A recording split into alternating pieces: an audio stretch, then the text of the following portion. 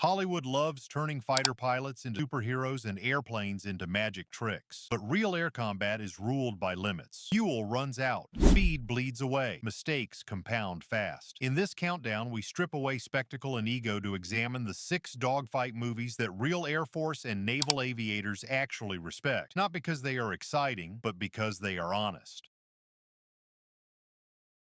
Most Hollywood air combat movies chase speed. Devotion chases limits. And that difference is exactly why modern Air Force and naval aviators quietly respect it. Set during the Korean War, the film understands something many jet movies ignore. Early jet combat was not about dominance. It was about fragility. Aircraft were underpowered. Radios failed. Visibility was poor. Fuel vanished faster than pilots expected. And dogfights were often messy visual encounters where survival depended on judgment rather than spectacle. Devotion commits to that reality without apology. Pilots consistently point to how the film portrays the F-9, F-Panther not as a superhero machine, but as a transitional aircraft. Acceleration is sluggish. Turns bleed energy. Recovery takes time. When pilots maneuver aggressively, they pay for it. This is critical realism. Real aviators know that every hard pull trades altitude and airspeed, and Devotion lets those consequences sit on screen instead of cutting away. Radio discipline is another detail pilots notice immediately. Communications are clipped, sometimes confusing, sometimes incomplete. There is no omniscient command voice guiding every move. This mirrors actual combat conditions, especially in early jet warfare, where line-of-sight limitations and interference were constant threats. The tension comes not from dramatic music cues, but from uncertainty. Pilots respect that because uncertainty is the real enemy in the cockpit. The dogfight choreography also earns respect for what it refuses to do. There are no impossible reversals, no physics-defying climbs, no instant kills from absurd distances. Engagements happen at believable ranges. Misses feel frustrating rather than cinematic. Hits feel sudden and unglamorous. Pilots often describe real aerial combat as long stretches of anticipation punctuated by seconds of chaos. Devotion captures that rhythm. Carrier operations are another point of authenticity. Launches and recoveries are shown as procedural and tense rather than triumphant. Deck crews matter. Timing matters. Small errors carry real consequences. Naval aviators have praised how the film treats the carrier not as a backdrop, but as a living system where trust and precision keep people alive. Perhaps most important is how the film treats heroism. Devotion does not equate bravery with recklessness. Pilots are cautious. They question decisions. They weigh risk against mission objectives. This aligns closely with how real aviators are trained. Hollywood often mistakes restraint for weakness. Pilots know restraint is survival. What ultimately elevates Devotion is that it understands air combat as a human problem first and a mechanical one second. Fatigue accumulates. Weather intrudes. Ego gets pilots killed. Their brotherhood is forged not through speeches, but through repetition and shared danger. These are truths aviators recognize instantly. This is why pilots respect Devotion, not because it is loud, not because it is flashy, but because it shows flight as work. Dangerous, imperfect, and deeply unforgiving. Hollywood usually gets air combat wrong because it treats airplanes like superheroes and pilots like passengers. Devotion treats aircraft as limits and pilots as professionals navigating them. That distinction is why it earns real respect in ready rooms while louder films fade into noise.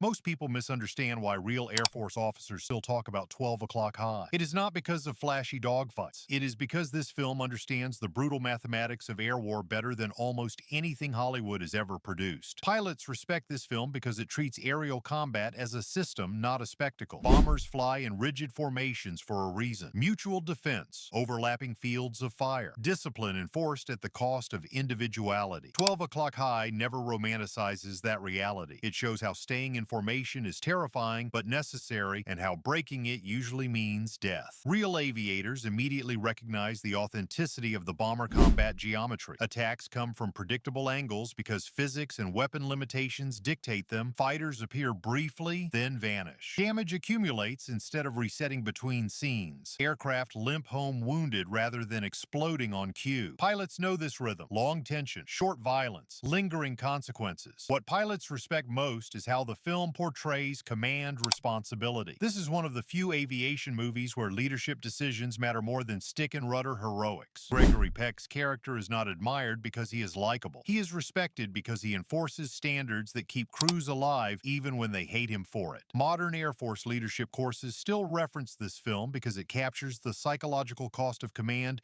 with uncomfortable accuracy. From a flight realism perspective, the film benefits from its era. Many of the aerial sequences incorporate real combat footage and aircraft behaving exactly as they did during the war. Turns are wide, climb rates are limited. There is no casual aerobatics at bomber altitude. Pilots notice this immediately. These planes feel heavy because they were heavy. Radio communication is another detail that rings true. Messages are short, repetitive, sometimes unclear. There is no dramatic narration explaining tactics mid-fight. Crews are expected to know their role before wheels up. That expectation mirrors real-world doctrine then and now. In combat, there is no time for speeches. The film also earns respect for showing failure honestly. Missions are aborted. Objectives are missed. Crews die without grand finales. Pilots understand that air combat is not a clean ledger of victories. It is attrition of machines, of morale, of people. 12 O'Clock High never pretends otherwise. Importantly, the film rejects the myth of the lone ace. Survival depends on teamwork, discipline, and repetition. Pilots know this instinctively. Hollywood often glorifies individuality in the sky. Real air forces punish it. This film gets that truth exactly right. Perhaps the most pilot-respected element is fatigue, the slow erosion of confidence, the way fear compounds over missions, the way experienced crews carry invisible damage long before aircraft do. Modern aviators may fly different machines, but the mental toll is unchanged. That continuity is why this film still lands.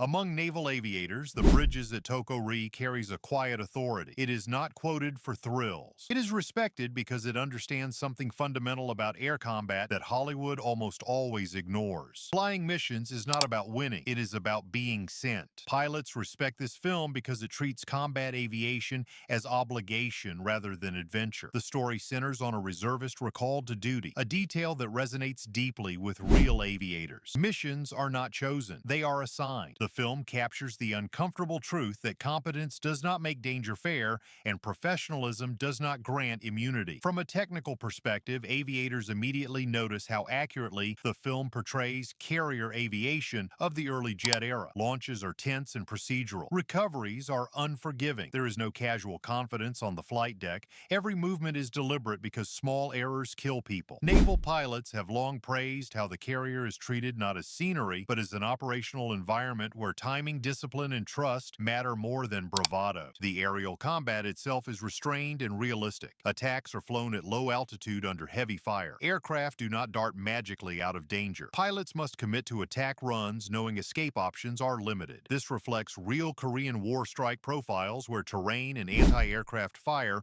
forced pilots into narrow windows of action. Real aviators recognize this immediately because it mirrors the way training emphasizes commitment once a run begins. Energy management is another point pilots respect. The jets feel heavy. Pull too hard and you lose speed you cannot easily regain. Climb performance is limited. Recovery takes time. These are not modern fighters with excess power. The film allows aircraft to struggle. That struggle is honest and aviators notice it. Radio communication again avoids Hollywood theatrics. The calls are short, sometimes overlapping, sometimes unanswered. There is no omnipotent controller narrating events. Pilots are expected to know their tasking before launch and execute under pressure with minimal guidance. This is true to real-world operations and earns quiet approval from those who have lived it. What truly elevates the Bridges at Toko-Ri for pilots is its moral clarity. The film does not pretend every mission is strategically satisfying. Objectives are attacked because they must be attacked, not because success will change the war. This aligns closely with how real aviators experience combat. You fly because you are ordered. You fly because someone else is counting on you to fly. The ending is especially respected in pilot circles. There is no triumphant release, no false consolation. Loss is final. Sacrifice is not softened. Many pilots cite this film as one of the few that understands the emotional asymmetry of air war. Skill can delay death. It cannot negotiate with it. This is why the Bridges at Toko-Ri endures, not because it celebrates flight, but because it respects the cost of it.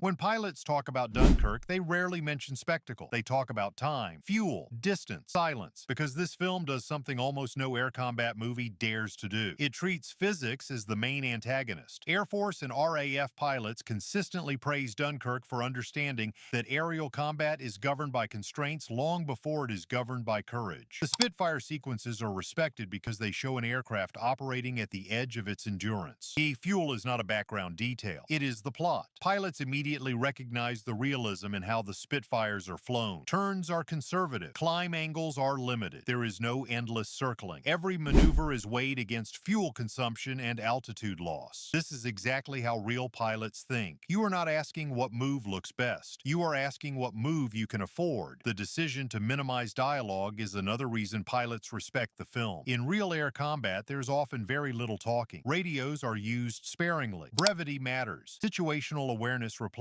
narration. Dunkirk trusts the audience to understand what pilots understand instinctively. Silence is information. The dogfights themselves are short and brutal. Engagements happen quickly and end abruptly. There are no prolonged aerobatic duels. Pilots know this is accurate. Most real air combat is decided in seconds, not minutes. The film reflects this truth without embellishment. One of the most pilot-praised moments is the fuel gauge scene. Watching a pilot make tactical decisions based on a failing resource is deeply authentic. Aviators train constantly for fuel-limited scenarios because fuel miscalculation is one of the most unforgiving errors in aviation. Dunkirk shows that reality with quiet dread rather than dramatic exaggeration. Energy management is portrayed with unusual honesty. Pilots lose altitude and cannot magically regain it. Glide performance matters. The final glide and landing sequence is especially respected because it depicts an aircraft becoming a projectile governed only by gravity and airframe design. That helplessness is real and pilots feel it viscerally. The film also earns respect for portraying the pilot as isolated. There is no formation support, no heroic wingman swooping in at the last second. Many real combat missions are flown alone or separated. Dunkirk captures that solitude and the psychological pressure it creates. Importantly, the film avoids celebrating kills. Enemy aircraft go down without spectacle. There is no cheering, no scoreboard. Pilots know that even successful engagements leave little room for triumph when fuel is gone and home is far away. The film understands that mindset. Pilots also appreciate how geography matters. Distance over water, wind, orientation. The sky is not an abstract space. It is a physical environment with consequences. Dunkirk treats it that way consistently. What elevates Dunkirk in pilot circles is that it respects the audience enough to let aviation reality drive drama. It does not bend physics to emotion. It lets physics create emotion.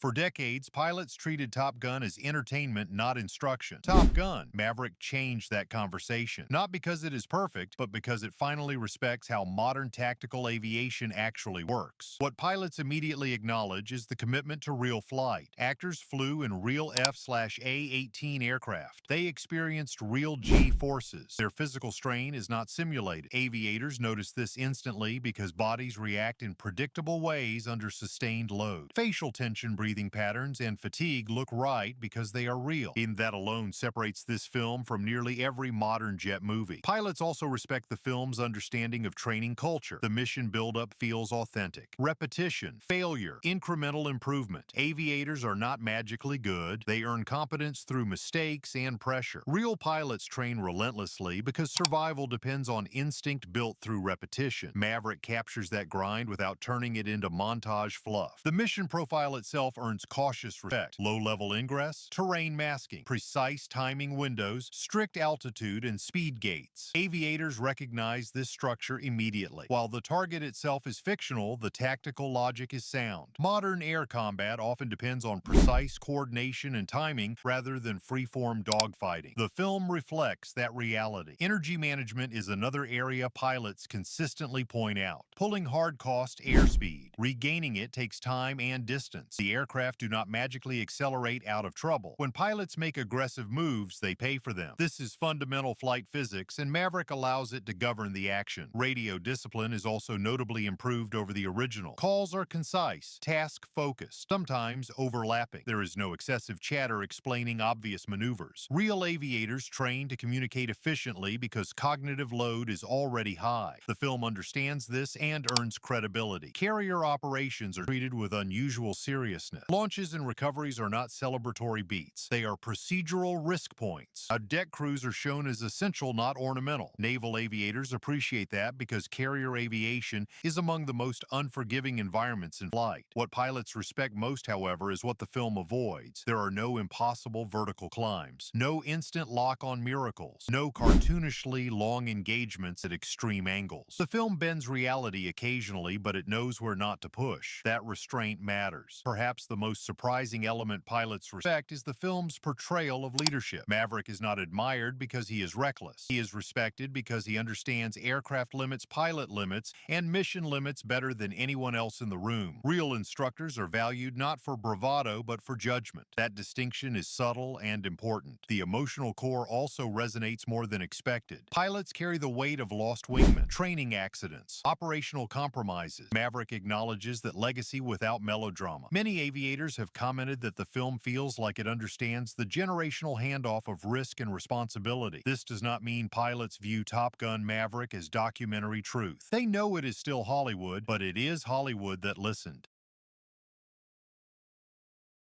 When real Air Force and RAF pilots are asked to name the most honest air combat film ever made, the answer is almost unanimous. The Battle of Britain. Not because it is dramatic, not because it is emotional, but because it is brutally correct. This film is respected because it does something Hollywood has never successfully repeated. It lets real aircraft fly real tactics in real airspace at real scale. There is no digital safety net, no invented physics, no exaggerated performance. What you see on screen is what those aircraft could actually do, and just as importantly, what they could not. Pilots immediately recognize the authenticity of formation flying. RAF Spitfires and Hurricanes maintain spacing discipline. Luftwaffe bombers hold rigid defensive boxes. Escorts maneuver with purpose rather than flourish. These formations are not cinematic choices, they are survival strategies. Pilots know that staying in position is often more dangerous than breaking away, but necessary to protect the group. The film understands the tension and never softens it. Dogfights unfold according to energy management, not choreography. Aircraft do not pivot unrealistically. He turns, bleeds, speed. Climbs are limited. Recovery takes time. Pilots see mistakes punished instantly. A bad angle becomes a death sentence. A misjudged dive costs altitude you cannot reclaim. This cause and effect realism is why pilots still study the film frame by frame. Radio discipline is another detail. Pilots praise. Communications are brief, procedural, often incomplete. There is confusion, overlapping calls, silence when pilots are too busy flying to talk. Hollywood normally fills combat with dialogue. Real aviators know that the cockpit often goes quiet because survival demands full attention. The Battle of Britain respects that truth. The film also earns lasting respect for showing how air combat is shaped by logistics, fuel limits, aircraft serviceability, pilot fatigue. Losses reduce capability long before morale collapses. Squadrons do not magically regenerate. This operational realism is rare even today, and pilots recognize it immediately. Perhaps the most important reason pilots respect this film is that it refuses to personalize the sky. There is no singular hero dominating engagements. Victory and defeat emerge from collective effort, attrition, and timing. Real air wars are won by systems, not individuals. Hollywood rarely accepts that reality. This film does. The Luftwaffe is portrayed with professional accuracy rather than caricature. Pilots respect this because adversaries are not stupid. They are trained professionals operating under doctrine and constraint. Treating the enemy seriously makes the combat believable and honors the reality of air warfare. Technically, the film remains unmatched. Real aircraft were restored, flown, and risked.